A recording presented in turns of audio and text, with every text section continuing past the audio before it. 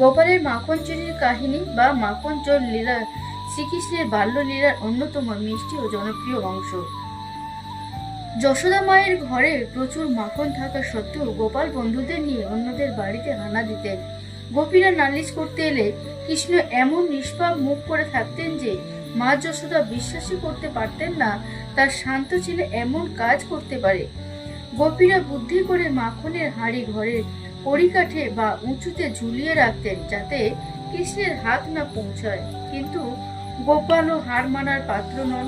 তিনি তার সখাদের সুদাম ডেকে একে অপরের ওপর দাঁড়িয়ে মানুষ সিঁড়ি তৈরি করতেন এবং সবার ওপরে উঠে হাড়ের মুখ থেকে মাখন বের করে নিতেন।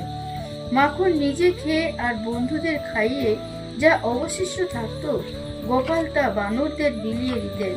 তিনি বলতেন, যে মাখন বানররাও খেতে চায় না তা খাওয়ার যোগ্য নয়।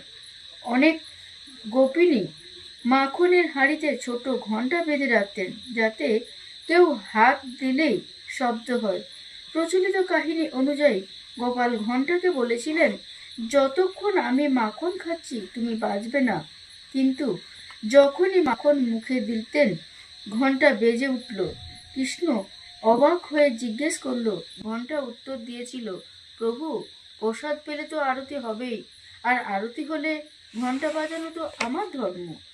একদিন এক গোপিনী গোপালকে হাতে নাতে ধরে ফেলেছিলেন মাখনের হাঁড়িতে হাত রাখা অবস্থায়। তিনি যখন জিজ্ঞেস করলেন, তুই এখানে কি করছিস?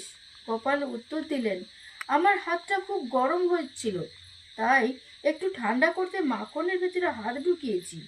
গোপালের এই মাখন চুরির পেছনে একটি গভীর আধ্যাত্মিক অর্থ আছে। গোপীরা আসলে মনে মনে চাইতেন কৃষ্ণ তাদের বাড়িতে আসুক।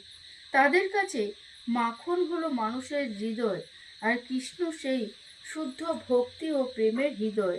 মাখন চুরি করে নিতেন।